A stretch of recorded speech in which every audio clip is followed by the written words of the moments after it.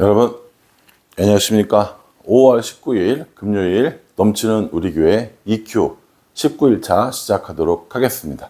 오늘 본문 말씀은 출애굽기 12장 1절부터 42절까지 말씀입니다. 어제 우리 말씀을 통해서 살펴본 건 10가지 재앙이었습니다.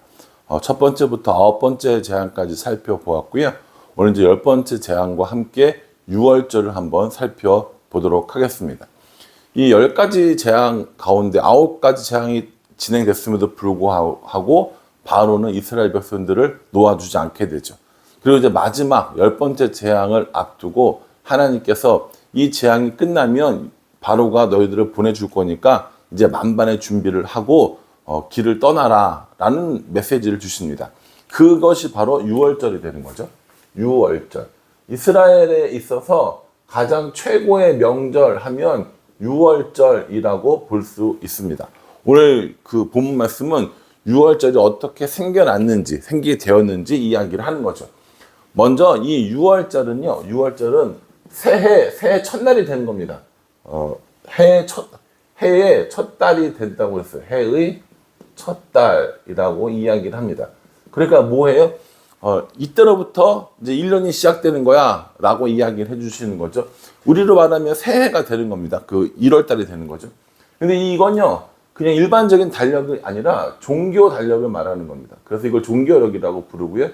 그냥 지금 우리가 쓰는 걸로 하면 3에서 4월 정도에 해당되는 겁니다.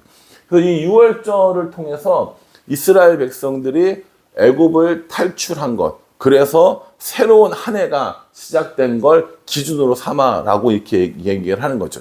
그만큼 이 6월절의 의미가 중요하다는 겁니다. 6월절에는 몇 가지 되게 중요한 규례들이 있는데, 첫 번째는 어린 양을 잡아야 합니다. 어린 양을 가족 수대로 잡아야 돼요. 언제 잡느냐?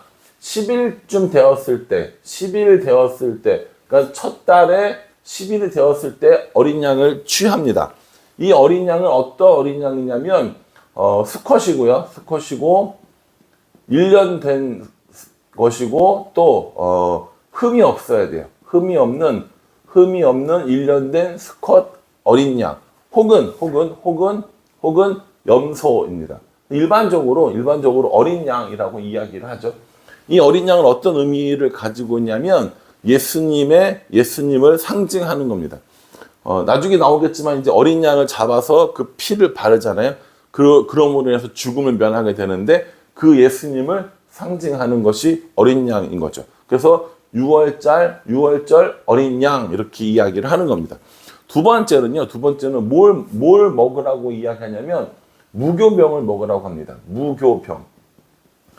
무교병이 뭐냐면 누룩을 넣지 않은, 오늘날 말하면 이스트를 넣고 발효시켜서 굽는 그런 빵이 아니라 그냥 밀가루 반죽해가지고 그냥 먹는 빵을 말하는 것이죠.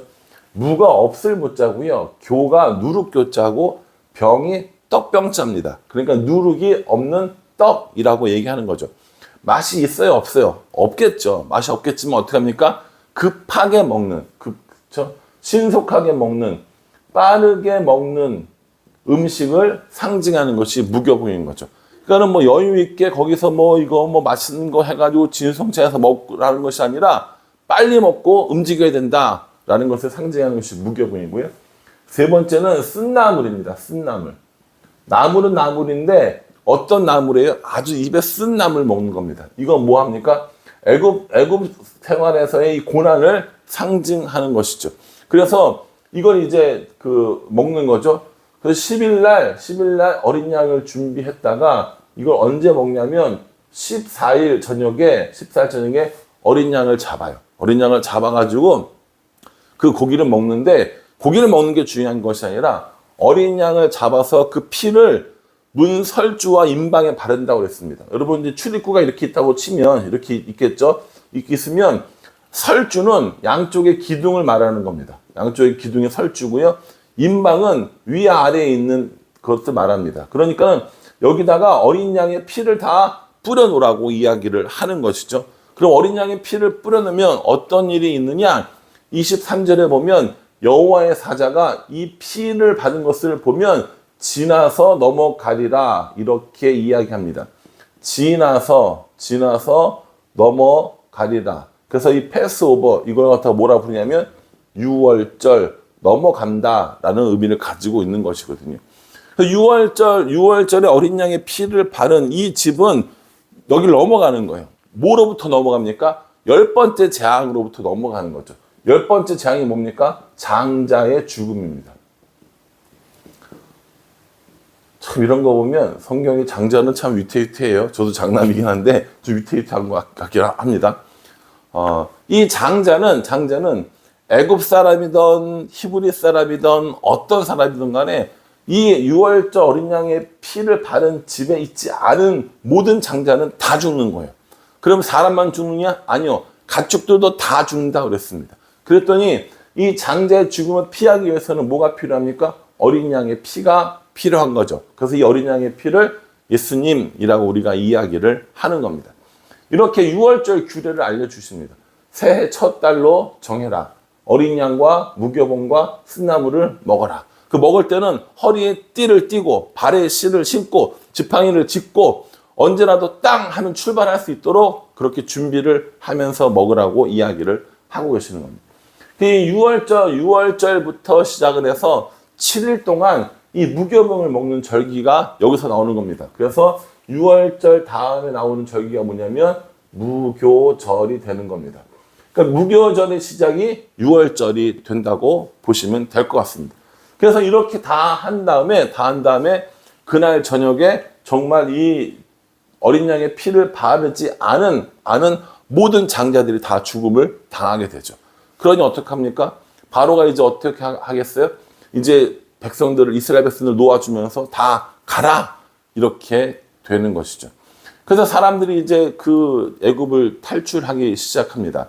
얼마 정도 탈출했냐면 남자들만 60만 명 정도 탈출했다고 그래요. 남자들만 60만 명. 그 여러분 이 남자들만 60만 명이니까 여기에 한 그 장정에게 속해 있는 가족들이 있을 거 아닙니까? 그래서 대략 200만 명에서 250만 명 정도를 추측을 하고요. 여기에다 더하기 중다한 잡족 여러 그 같이 노예 생활했던 잡족들 있잖아요. 그 사람들까지 같이 나오게 되는 거죠. 그래서 대충 계산해서 우리가 얼마 정도 300만 명 정도로 예상을 하는 겁니다. 여러분 300만 명 정도가 어느 정도냐면 대충 계산해 보면요.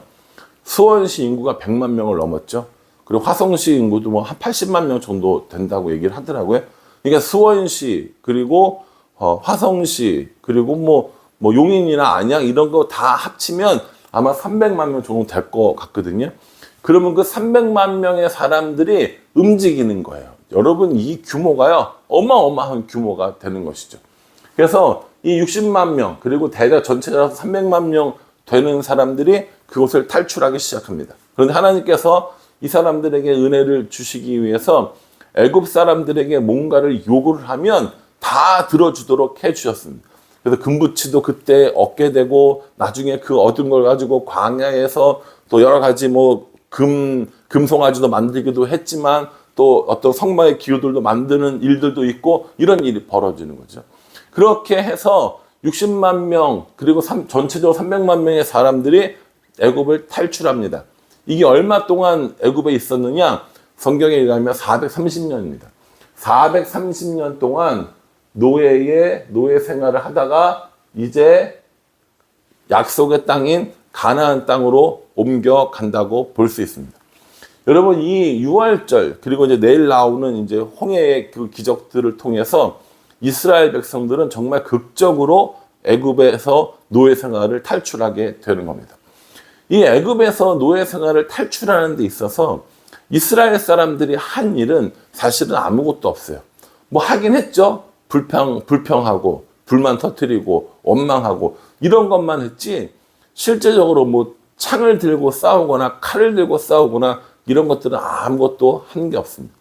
이 장자의 죽음도 마찬가지입니다. 이렇게 되는 일에 있어서 어린 양의 피를 바른 거지 자신들의 어떤 잘남, 못남, 믿음이 좋고 나쁘고 원망했고 안 했고 이런 건 아무 상관이 없다는 거. 딱 뭐예요? 예수님의 이 어린 양의 피를 발랐느냐 안 발랐느냐 하는 겁니다. 우리는 이걸 가르쳐서 은혜라고 부를 수 있다고 저는 생각합니다. 이스라엘 백성들은 아무것도 한 게 없다니까요. 누가 하셨어요? 하나님이 하셨어요. 이 장자의 죽음에서도 벗어날 수 있었던 건 자신들의 경험, 자신들의 의지, 자신들의 힘이었습니까? 아니요. 어린 양의 피 때문이었습니다. 신앙생활을 하면서 우리는 종종 어찌 보면 아주 자주 내 힘, 내 능력으로 신앙생활하고 살아간다라는 그런 어떤 표현들을 할 때가 참 많이 있습니다. 그런데 여러분, 실제로 우리가 살아가는 일에 있어서 우리의 힘이 아니라 하나님의 능력으로 또 예수 그리스도의 보혈을 의지해서 살아가고 있음을, 또 살아가야 함을 가장 잘 보여주는 사건 중에 하나가 바로 유월절이라고 생각을 합니다. 여러분, 이 말씀 묵상하시면서 여러분들은 무엇으로 살아가고 있는지, 어떤 힘으로 살아가고 있는지 한번 묵상해 보시면 어떨까라는 생각을 합니다. 나는 하나님의 이런 놀라운 은혜로 살아가고 있는지, 또 어린 양이신 예수님의 보혈을 힘입어 살아가고 있는지 우리가 한번 생각해 봐야 한다는 거죠. 그 찬양 중에 그런 거 있잖아요. 유월절 어린 양의 피로 나의 삶이 변했네. 이런 찬양이 있거든요. 정말 우리가 죽음을 이기게 되는 이 유월절 사건 같은 우리들의 인생도 분명히 있을 겁니다. 그러니 여러분, 오늘 이 말씀을 묵상해 보면서 나의 유월절은 언제인지, 내가 내 힘으로 살아가고 있는지, 아니면 하나님의 은혜와 또 어린 양의 보혈의 피를 의지해서 살고 있는지 한번 점검해 볼 필요가 있다고 생각합니다. 이제 이렇게 유월절을 지나고 짐을 다 챙기고 여러 가지 것들을 다 얻어서 이제 출발하려고 합니다. 이 얼마나 감격스러운 순간입니까? 이렇게 감격스러운 순간임에도 불구하고 또 이스라엘 백성들은 여러 가지 어려움에 빠지게 되는 것을 볼 때가 있습니다. 그럴 때마다 여전히 하나님은 은혜를 베풀어 주시고 여전히 하나님께서는 그 사람들을 인도해 주십니다. 오늘 우리도 똑같습니다. 우리도 이 유월절을 경험한 사람들이고요. 어린 양의 피로 다시 살아난 사람들입니다. 그러니 오늘 하루 어떠한 일이 있을지라도 또 어떤 어려움이 있을지라도 하나님의 은혜를 또 어린 양의 보혈을 의지하면서 살아갈 수 있다면 우리는 정말 하나님의 인도하심을 따라가는 사람들이 될 것으로 저는 생각합니다. 바라기는 저 여러분 모두가 이 유월절을 날마다 경험하고 하나님의 은혜 또 어린 양이신 예수 그리스도의 보혈의 피를 의지하면서 살아가는 저희들 될 수 있기를 주님의 이름으로 축복합니다. 기도하겠습니다. 하나님, 유월절을 경험합니다. 죽음의 자리에서 어린 양의 보혈의 피로 살아남을, 그리고 430년이라는 긴 세월을 노예 생활하다가 자신들의 공로가 아니라 하나님의 인도하심을 따라 이제 출애굽하는 모습들을 봅니다. 하나님, 저와 우리 성도들도 날마다 이렇게 유월절을 경험하며 하나님의 은혜를 맛보고 예수 그리스도의 보혈의 피를 힘입어 살아갈 수 있도록 인도하여 주시옵소서. 내 생각, 내 고집, 내 방법을 의지하는 것이 아니라 하나님을 바라보며 하나님을 의지하며 살아가는 우리가 될 수 있도록 인도하여 주시옵소서. 예수님의 이름으로 기도합니다. 아멘. 예, 여러분 오늘 이 유월절 말씀 잘 묵상하시고요. 이제 출애굽한 이스라엘 백성들과 함께 광야로 같이 나가보도록 하겠습니다. 감사합니다.